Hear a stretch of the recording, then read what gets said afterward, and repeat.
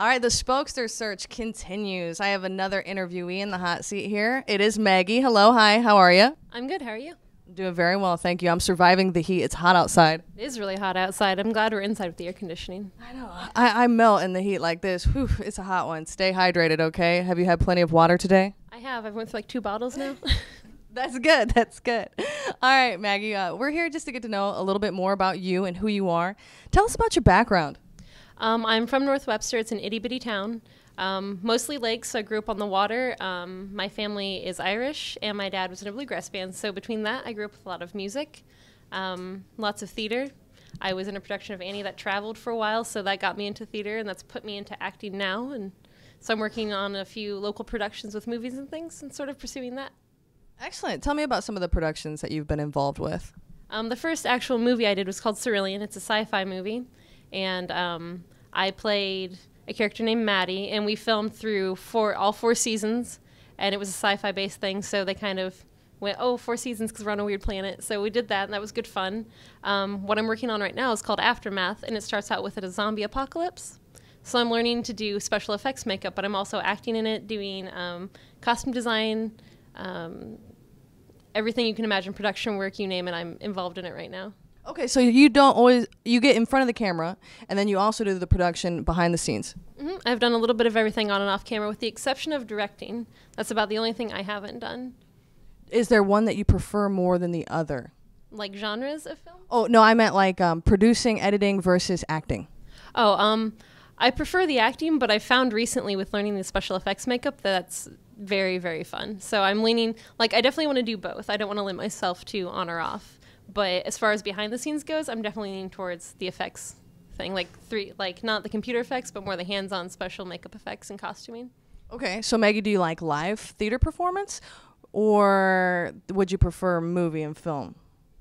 Or do you like both? How do you feel about that? I definitely like both. They both have different things that are wonderful about them. With the live performance, you only get one shot. Like if you mess up, everyone sees it. You don't get to do multiple takes like you do with film. But I find personally, so far, there's definitely a different mentality you take in. Like when I'm doing film, I'm a little more relaxed because I know if I mess up, it's okay. We can pull it back in and film it a second time, or if it didn't look good, they'll tell me and I can do it again. Whereas when you go on stage, you're in front of thousands of people. It's much more exposed. It's so much more personal because everyone can see every little mistake you make or every wonderful move you make. It's not just like... Yeah, I go live a lot. I mess up a lot, too, so I know how you feel. It can be tough out there. Tell me a little bit about your educational background. I was the first person in my immediate family, child-wise, to graduate high school, and I graduated with almost a perfect GPA, and I graduated with an honors diploma, and I'm going to IPFW right now for graphic design and photography, and I just got inducted into the International Dean's List of Society, so apparently I'm doing something right. Excellent. Congratulations. Sounds like you're a hard worker. Do you like school? I do. I'm one of those nerdy people who are really excited for the first day of school. I have to get everything all perfect and decorate my notebooks and sit in the front of class. Excellent. I like that. So what characteristics about you make you the perfect fit for the spokester position? I feel like I'm easy to talk to. When I was little and we had kids come in for first day of class and they were crying, my teacher would always send me out and be like, oh, you can make friends. Go make friends. So I would be the first person to get sent out. And I feel like just getting to do that when I was little, I find it really easy to connect with people and get along with people of all types. And I find it really easy also to calm people down or help them out with certain situations. So I think I can come into it being a little more personal instead of a bit standoffish. I'm not afraid to be more personal with people and be more involved. Now, what financial mistakes have you seen people your age or maybe yourself that you've made that you see people making? I see a lot of mistakes coming with student loans. I feel like a lot of people just go, I need this money, they say I can have it, and they just click yes on the computer or sign their name and just take the money. And then they forget that the more money you take out, the more money you owe, when you're done. So they start getting these letters in the mail just reminding them, you don't have to pay yet, but you have all these loans, and they start thinking, oh my goodness, what am I going to do? Or they take out a loan and they go, oh, I have extra money. I have $500. I'll go buy these things I want. So instead of saving this money to either pay back on your loan or do something that you need as opposed to what you want, they waste that money on something like a t-shirt, and like later they go, oh, I should have bought food when I bought a t-shirt. And so I see a lot of people not necessarily using their money wrong, but maybe not prioritizing like in the order that they should. So they go out and buy movie tickets instead of going and buying the food they need for their dorm room or whatever, or paying back on their loans. Excellent, excellent. Now, I know that you were talking about movie production and things like that. How else do you find yourself using technology on a typical day, like the internet, for example? Are you big with social networking? What are you into? I've had a Twitter for a while, but I've recently started tweeting, and I've been using that to keep up with different talent agencies, just looking more at the special effects stuff now because it's not something I've explored. So I've been able to look a bit more into that with Twitter.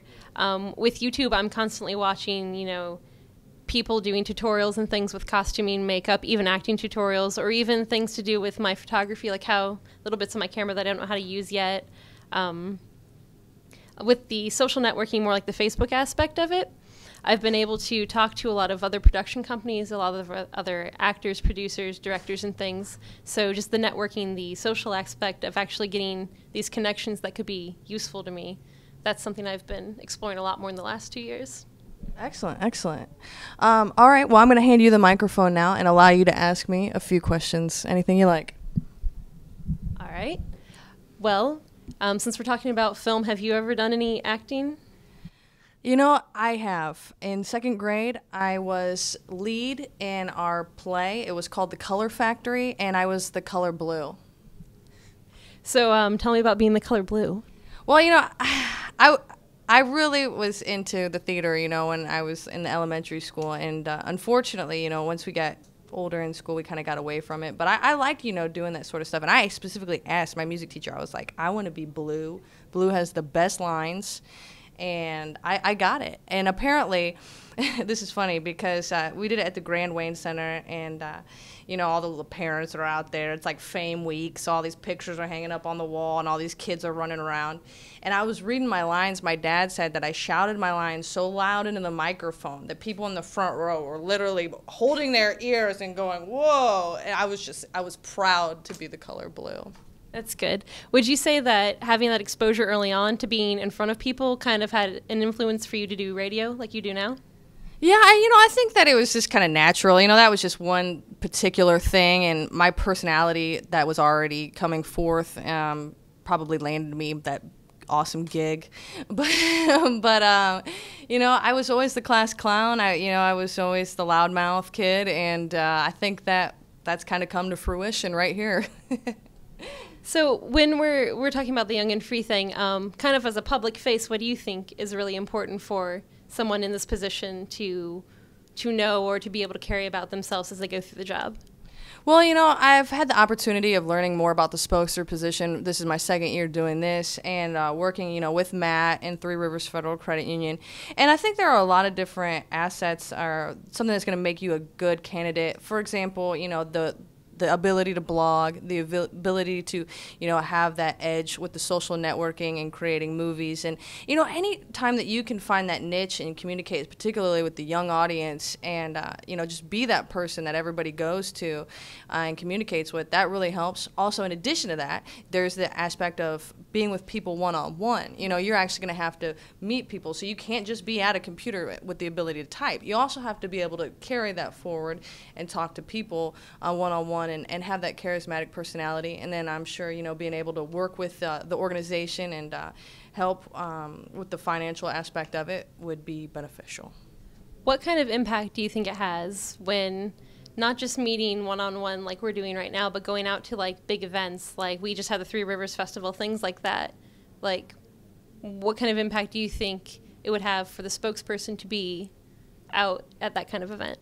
Well, I think that it would be absolutely imperative. I think that that's, if I had to hypothesize, that's why Three Rivers Federal Credit Union wants to actually create this position where they have a person that they could put out in the society, in our community, out at local events.